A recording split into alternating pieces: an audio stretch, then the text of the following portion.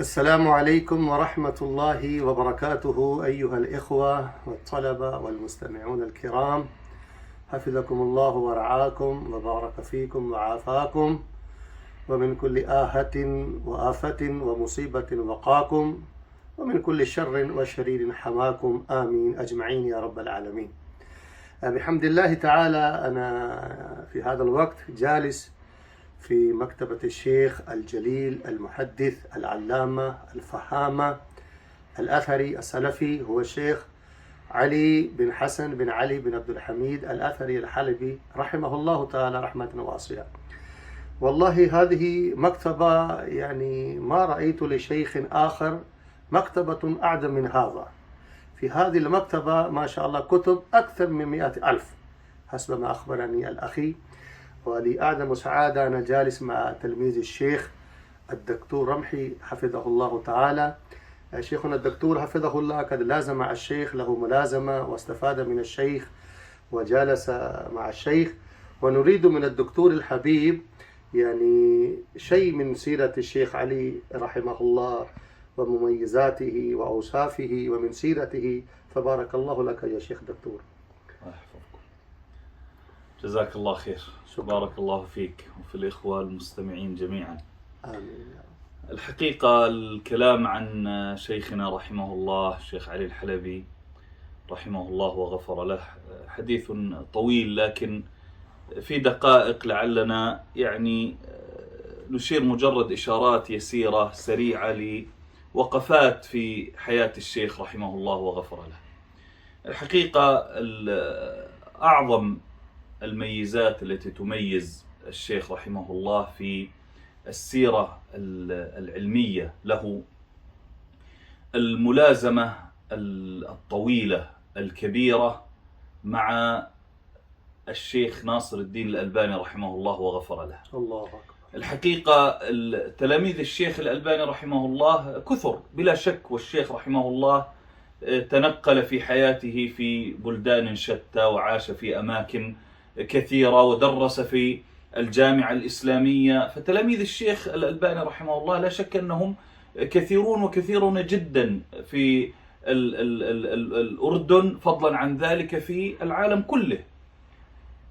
لكن الحقيقة أن الشيخ رحمه الله الشيخ علي يعد بحق تلميذ الشيخ الألباني رحمه الله الأول، ما شاء الله. بمعنى أنه كان أقرب الناس إلى ملازمة الشيخ، إلى التأثر بالشيخ رحمه الله. الشيخ علي رحمه الله يفهم على الشيخ الألباني رحمه الله بالإشارة، يفهم عليه بالكلمة لقربه الشديد منه. ودائما نحن في الأشرطة لما نسمع الأشرطة الشيخ رحمه الله والأسئلة التي كانت تطرح على الشيخ الألباني رحمه الله، تشعر بالقرب الشديد بين الشيخ علي وبين الشيخ الألباني رحمه الله، قرب شديد حقيقة. واضح جدا أن الشيخ الألباني كان يسر أشياء كثيرة، كان يطلع الشيخ علي على أشياء كثيرة. لذلك في كثير من المواقف مثلا الشيخ الألباني رحمه الله يريد أن يستحضر اسم راو من الرواة، فيقول مثلا ومر معنا ذاك الراوي يا شيخ علي أبو الحارث إيش، فالشيخ علي يذكر الشيخ الألباني بالاسم، أو يقول توصلنا في حديث كذا إلى نتيجة إيش الحديث، فالشيخ علي هو الذي هذا يشعرك بالقرب الشديد والعلاقة الكبيرة بين الشيخ علي رحمه الله والشيخ الألباني رحمه الله. صفات الشيخ علي حقيقة صفات كثيرة. الحقيقة يعني ما يميز الشيخ رحمه الله أن الشيخ لم يكن عالما فقط، لم يكن محدثا فقط، لم يكن مفتيا فقط. الشيخ رحمه الله كان أبا لجميع من حوله من طلبة العلم. الله أكبر. يعامل طلابه المعاملة الأبوية، الله أكبر، في شفقة ورحمة ولين وتتبع للأخبار وحرص على الطلبة، حرص شديد جدا. لدرجة أن يعني نحن ننظر في كتب الشيخ فنرى في كتب الشيخ ومتابعاته العلمية ومعالجاته العلمية للواقع الدعوي والعلمي وكذا، نجد شيئا كثيرا. لكن الحقيقة الشيخ لم يتوقف عند هذا الحد. الشيخ لو حصل مشكلة عادية بين أي اثنين من طلابه، الشيخ رحمه الله يفرغ وقته ويتابع عبر الهاتف ويتصل بفلان ويتصل بفلان ويطمئن ايش الأخبار وإن شاء الله أنه الأمور تحسنت، ويجلس الشيخ معهم ويصلح بينهم. وهذا الحرص الشديد حقيقة كان الشيخ رحمه الله أبا. ولذلك وسألت كثير من طلاب الشيخ وقلت له حدثني عن علاقتك بالشيخ، يقول لك كنت أظن نفسي أني أقرب واحد عند الشيخ. الله أكبر. الله أكبر. الكل يقول هذه الكلمة. الله أكبر. وهذه معاملة الأب للأبناء، دائما الأبناء كل واحد منهم يظن أنه هو المميز عند الشيخ، الله. مع أنه الحقيقة أنه كلهم عنده سواء، لكن يشعرهم بهذا التميز. في تواضع شديد، التواضع الذي كان عند الشيخ رحمه الله، الأريحية في الكلام مع الشيخ.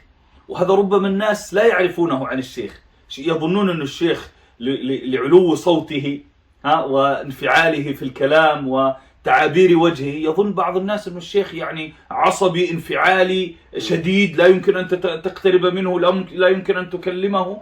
بالعكس، الشيخ رحمه الله كان قريبا جدا من الناس، من عامة الناس، فضلا عن طلبة العلم، فضلا عن طلابه والخواص الذين كانوا حول الشيخ رحمه الله. الشيخ يستمع بكل أريحية، وما عنده أي إشكال في أن تخالفه بالرأي، سواء في مسألة علمية أو في اختيار علمي أو في حتى قضية حياتية عادية. الشيخ يقبل الرأي والرأي الآخر ويحاورك ويناقشك بكل هدوء. وفي النهاية إذا لم تتفق أنت والشيخ، الشيخ لا يتأثر بذلك أبدا، وتبقى العلاقة والأخوة والمحبة.